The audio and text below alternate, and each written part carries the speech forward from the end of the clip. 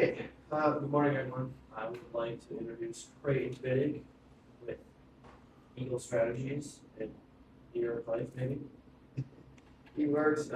Creighton works with small businesses, typically with companies under 50 employees, helping them to attract, retain great people, with benefits, retirement plans, execute compensation strategies.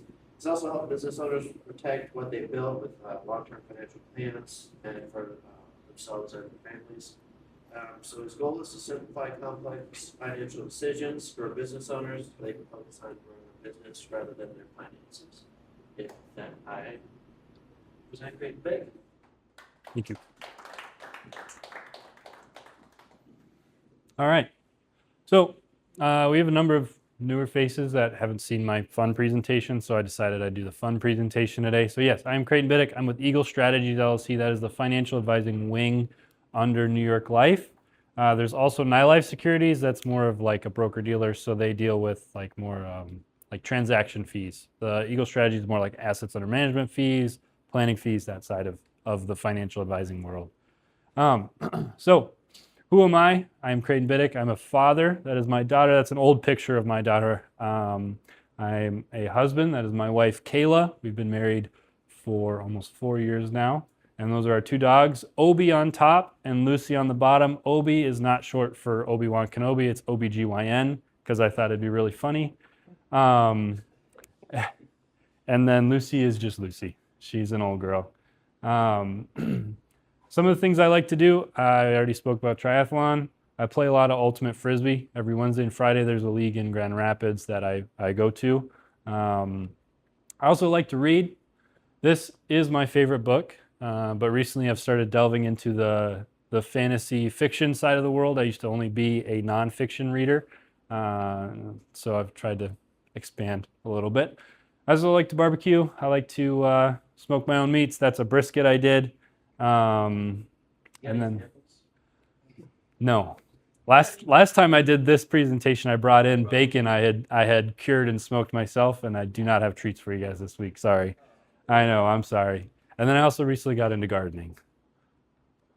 So little known facts about Creighton. These are fun facts, if you will. So I love woodworking. I've done a number of big woodworking projects. Before coming to New York Life, I used to build a patio set every spring and sell it as like a fun hobby to do. And I got to explore fun joinery techniques and everything like that. And this is actually the first thing I ever built. I got a bunch of free walnut from a guy that was retiring. And then my roommate at the time had all this tools. So I got to spend like 3 or 4 months just learning how everything worked. And I remember the first time I turned on a table saw, I was so shocked at how loud it was. I turned it back off right away. I went, boom, no. And yeah, I've come a long ways. So I also used to be a gymnast. So back in college, I was on our gymnastics club team, not the big D1 gymnastics team, but it was fun. We got to learn all that sort of stuff. I got really into calisthenics, and it was a very fun time in my life. I was in very good shape. I also am a bonsai enthusiast. Before coming to Michigan, I actually had like a bonsai mentor. I was very active in the Iowa Bonsai Association. And then when I moved to Michigan, all my trees unfortunately didn't make the travel. But I recently started a new bonsai tree, and it won't really be ready to show a picture of for another couple of years because it is a slow process to develop a tree to be show ready. But you know, if I give this presentation in like 3 years, you guys will get to see a picture of it. I also like to travel. So I have been all over. This is in Switzerland, Lugano, Switzerland. It's a lake town up high in the Alps. It's actually so high there's no bugs, which is really cool. None of the windows had screens or anything, and everybody just let their windows open. Bottom left is Finland. I had made a friend that was a foreign exchange student out in Finland, and I went and got to see him, so we got to see all over the Finnish area. Top right is Ireland. That is the castle where they filmed a lot of Game of Thrones.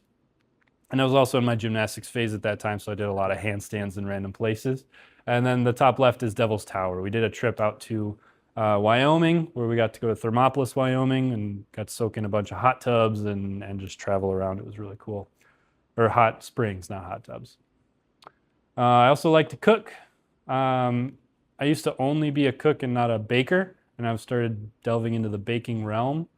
So last week I actually made a mango creme brulee from scratch, and that was really good. Again, no samples on that because it takes a long time and it's not fun. Well, it's fun, but it's time intensive. Yeah. Yep. So if you want that, schedule a one-to-one with me and order in advance, and I'll make some. But yeah. So I think that is the last one. Nope. Last one is I like to draw as well. So these are some drawings that I've made. Again, just various hobbies I've had throughout the years. Now let's bring it back into business. So what does a financial advisor do? What is it that I do? What do I do day to day? Well, this is a little bit of everything that I do, right? There's a lot of different things. There's over 100,000 different planning strategies. As Scott can definitely say, it's a very complex thing that takes it just takes a million things, and it's tailoring it to a specific individual to make sure that they get the best out of their specific situation. So how do we make the complex as simple as possible? I like to use one specific strategy. Keep it simple, stupid. The more complex and more crazy your strategy is, the more things that can go wrong. The simpler it is, the easier it is. And most of the time, it's probably just as good as the very, very complex advanced strategies at times. Now, there are specific cases where a really complex strategy makes sense, but I like to keep it as simple as possible. It's easier for the client to understand. It's easier for them to implement and everything like that. So how do we do that? I start by asking a lot of questions, right? Get to understand who you are, what your goals are, where you're at, where you want to be. My discovery meetings are generally scheduled for about an hour and a half, and usually they're right around that point. Sometimes they'll go a little bit longer, sometimes they'll go shorter, but that's usually the amount of questions that I need to ask somebody. After that, I go back and I make my plan, come up with everything, but these are kind of the phases that you'll be when it comes to your financial plan in your financial life. So the foundation is your protection strategies, right? Your life insurance, your disability insurance, the various other insurance products that are needed to protect you in case something goes wrong, right? In the middle here, the accumulation and the preservation strategies, those are the fun, that's what you think of when it comes to a financial plan. Now, we can make the fun, fancy, crazy, sexy plan, but if the foundation is cracked, if you don't have a solid foundation, something goes wrong, the plan's bust, So it's very important. It's very boring for a lot of people to focus on the preservation or the protection side, but it's somewhere that I actually really like. I like talking about that. I like understanding it. It's very fun to me. Once we have that in place, then we'll start looking at the accumulation phase. So this is like growing your assets, growing your business, growing everything. And then the preservation side is more of like the estate planning side. So like passing on to the next generation, selling your business, retiring, that side of the world. So that's a quick look at how that works. And then second, another important thing to look at is the tax diversification of your assets, right? So we like to put them into 4 boxes. We call it the macro balance strategy. So there's 4 real boxes, which is like the pre-tax variable. That's like a 401k that's invested in the market, but it's tax deferred. You'll pay your taxes when you pull it out. The after-tax variable would be more like a brokerage account. Roth is also technically in there because you've already paid your taxes when you put it in. After-tax stable, you can think of that as like a savings account. And then the pre-tax stable would be more like a pension or a muni bond, something along those lines. And so it's very important to make sure that this is balanced according to your mix, how old you are, how aggressive you are.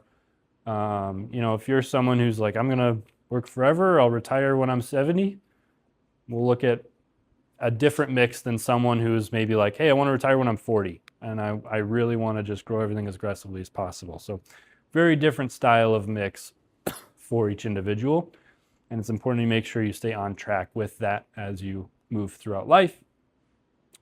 So who is my ideal referral? Small businesses, mid-sized businesses. Those are 2 great spaces because I do a lot of advising on buy-sell agreements, executive bonus programs, benefits at times, 401ks.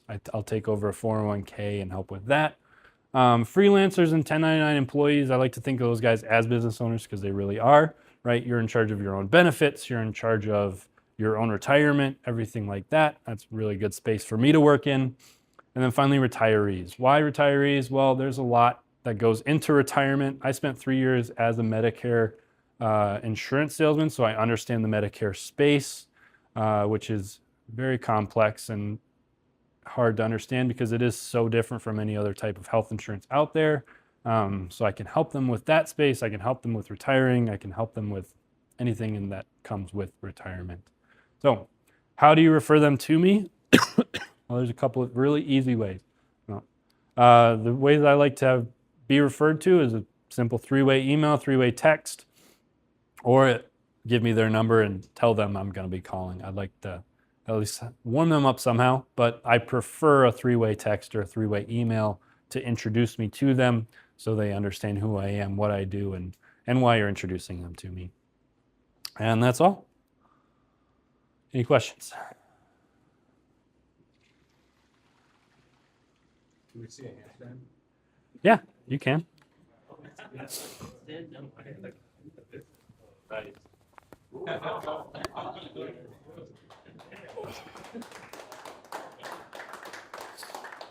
Is that going to go on YouTube? I can't if you. All right. Yeah, that if I fell, it's going on YouTube.